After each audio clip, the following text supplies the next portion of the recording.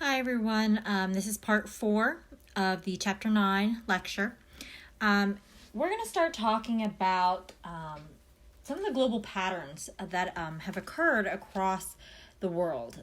Sociologists have found that 6 basic ways in which dominant groups treat minority groups. And so I think that this is important when we begin to look at these particular patterns and how they've affected the treatment within these groups. The first one that I want us to talk about is genocide. And I'm going to move this slide down slightly because you're going to start to see in figure 9.3, this is a really good slide because it shows that transgression and that continuum. So at one end we have genocide, which is going to obviously be the most inhumane process in which we see that treatment. And so here we begin to see the rejection. This is the most extreme method in which we do because genocide is basically, the goal is elimination. Okay, genocide is the goal of that complete destruction of a minority group. So here we have the Holocaust and Rwanda are prime examples. A lot of times you'll hear the term ethnic cleansing alongside that. Ethnic cleansing is the combination of extermination and transferal. So we'll talk about that a little bit more here. Serbia and Sudan are prime examples of that as well. But what we start to see with genocide is that the dominant group attempts to destroy these minority groups. Okay, so we've seen this within various different historical moments. I think the one that you're most familiar with would be the Holocaust. And again, it's that most extreme sort of concept in which Hitler believed and the Nazis attempted to destroy all the Jews in the 30s and 40s. But what I don't think we always think of are some other examples of this. One of which historically within our society was the Native Americans. We began to see that Native Americans did not necessarily die from bullets early on, but a lot of it was from diseases in which the whites had brought with them. So I don't know if you had learned about that in any of your history classes in reference to the blankets that were infected with measles and smallpox and the flus. They didn't have the immunities to those diseases. And so that was a way in which the whites were able to take over some of the Native American resources. So the soldiers had destroyed their food supply, their crops, and their buffalo, all with the concept that they were going to destroy, in essence, their word at that time frame, the savages. So historically, we've seen multiple concepts of this idea of genocide. What's interesting is that a lot of individuals don't necessarily think of it as a recent issue. During my freshman year at college, I saw a video, which I will post for you guys. Usually I get an opportunity for you guys to watch that movie. You might find a question on the final exam in reference to this. But in the 90s, in Rwanda, the Hutus attempted to destroy all the Tutsis. And so this was a horrific genocide in reference to there were just rapes and machete killings. Neighbors and friends were killing each other. This was absolutely atrocious. And so you're going to start to see that this is not that uncommon when we see historically certain things that have occurred. One of the reasons the controversy has questioned why we aren't so aware of the Rwanda genocide is because the argument is it happened in a third world country. And the question is, if that were to be somewhere else in the world, would it have become as publicly known and would it have been addressed? Would the U.S. have intervened? And that's one of the political and social questions that began to emerge, was the location and the individuals that were involved. Did race have an impact in us as the U.S. not intervening? And so I will show you that, and I will definitely post that link here probably by Monday, so you guys have that opportunity to watch a little bit of that too, and become educated in that reference. We know that those labels are so important. We know this is a symbolic interactionist, right? Because they dehumanize individuals. And what we find is they help people compartmentalize, which means that they separate their acts of cruelty from their sense of being good and decent people, right? The Nazis, in a sense, didn't necessarily think they were doing anything wrong, right? There were people during that time frame that thought that they were doing something in their mindset as not terrible and absolutely atrocious. But to regard members of particular groups as inferior sort of opens up that concept that inhumane acts can begin to occur. And those labels in some cases actually help to reinforce those behaviors and make that inhumane concept that it facilitates genocide. All right, so let's talk about population transfer. Population transfer here is when a separation of groups by transferring the minority group to a new territory. So there are two different branches of this, okay? One of which is indirect transfer. Indirect transfer occurs when that dominant group makes life for minorities so miserable that they want to leave, okay? We are very much aware of examples in which dictators or czars have created a culture within their society that is just very challenging. And so as a result of that, individuals have chosen to leave that country. So in a sense, indirect transfer. On the flip side, we see direct transfer. Direct transfer involves using force to move people to new locations. Okay.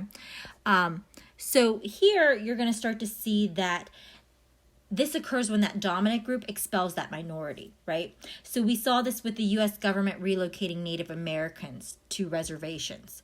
Another example that's not commonly talked about because it happened on U.S. soil was when Americans actually transferred Japanese Americans into internment camps during World War II.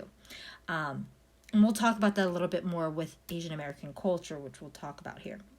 But we have seen a combination of genocide and population transfer occur even as recent as the 90s in Bosnia and Kosovo and parts of the Yugoslavia, right?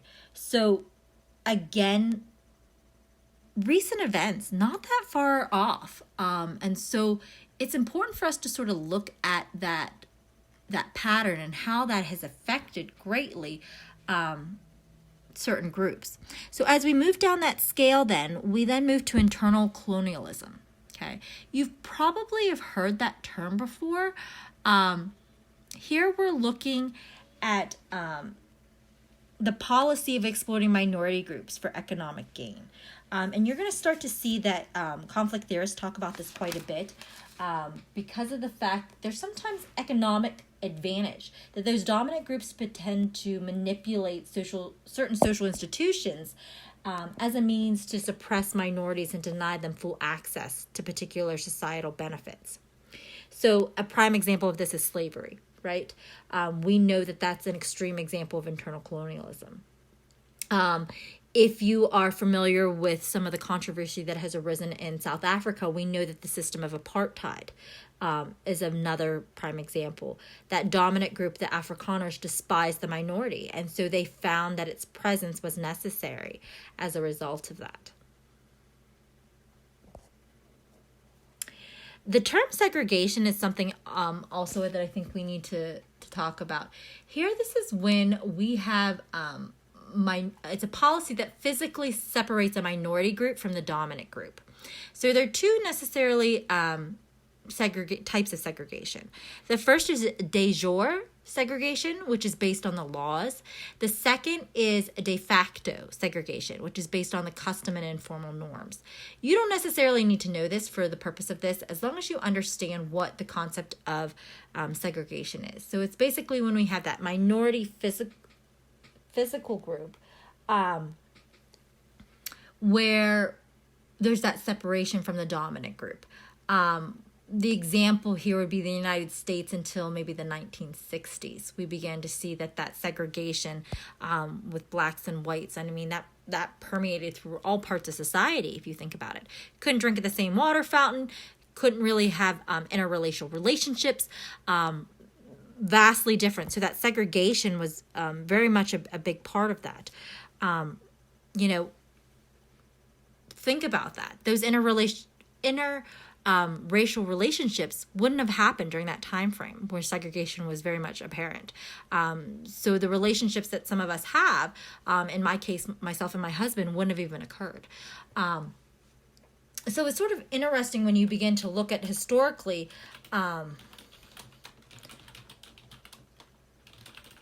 how that has changed over the course of it. There is a article which I'll post. I don't know if you saw the movie. There was a movie that talked about the newlyweds, Richard and Mildred Loving, who were one of the first interracial marriages that occurred in the state of Virginia. And they were arrested and found guilty because of this marriage. So I'll post that link. It's if you haven't seen the movie, very good. But you're going to start to see that these relationships were highly controversial. Today, you and I wouldn't think twice about that necessarily. But I guess maybe the question is that still an issue within our society? Is interracial relationships or marriages, is there still a bit of a stigma in that sense? So I'd love to hear your opinions on that and sort of get a little bit of background. I am going to go ahead and post a PBS article so that you can see the historical evolution of these relationships and sort of how those controversies have emerged, and give you a little bit more detail on that. Okay, so the next image is one of which I do want to talk about. During World War II, we did have Japanese Americans that in the height of everything that was happening the fear began to emerge of the concern of that enemies may be within the United States. And as a result of that, in the early days, Japanese Americans were transferred to relocation camps. And children were putting tags on. If you can look in that picture, you see the little girl and she has a tag on her shirt. These were luggage tags, basically, is the sense. And so when we look at these are two major examples of population transfer in the United States. And it's so highly controversial, and it's one in which not a lot of times you're going to find in history books because it happened on U.S. soil. And if you ever look further into those internment camps, you're going to find that they were not pleasant environments. You basically were penned in a box. And so it's something that happened in the United States. It's not really talked about because it really wasn't a pleasant experience, and not something necessarily the United States was very proud of at that time. Okay. As we begin to move on that spectrum, we can start to see that we're moving toward another piece here. The next one is assimilation. Okay. Assimilation, basically, and you might have heard this term before, it's the blending of culturally distinct groups into a single group within a common culture and identity. You've probably heard the concept of the melting pot, right? The melting pot is an older term, right? Where all ethnic and racial minorities sort of voluntarily blend together, right? They've used that. We think back to the immigrants that were moving into the United States. They referred to that melting pot of cultures. And so there were some questions about how much fusing of those cultures had really taken place. You know, so sociologists don't necessarily like to use that term much anymore. They're now using the term tossed salad. So again, the tossed salad concept basically states that there are traditions and cultures that exist side by side, right? We know that there are cultures of the Tejanos in Texas and the Creoles of New Orleans. That pattern of assimilation in that sense is called cultural pluralism, okay? It recognizes that immigrants desire to maintain at least a remnant of their old ways. And in doing so, immigrants have that impact on certain institutions in the United States.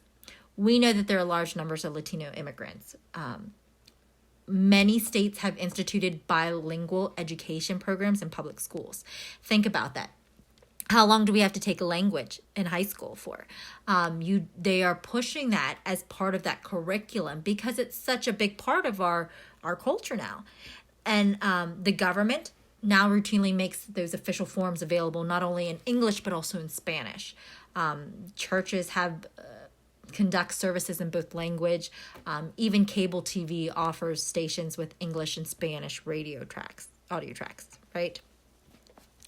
So that accommodation is that extreme form of cultural pluralism. It occurs because the minorities maintain its own culturally unique way of life. And so that minority learns to deal with or accommodate that dominant culture when necessary, but necessarily also remains independent in language and culture.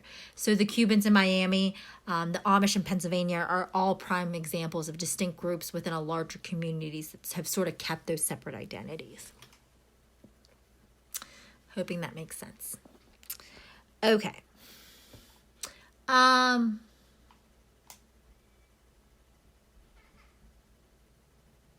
Good.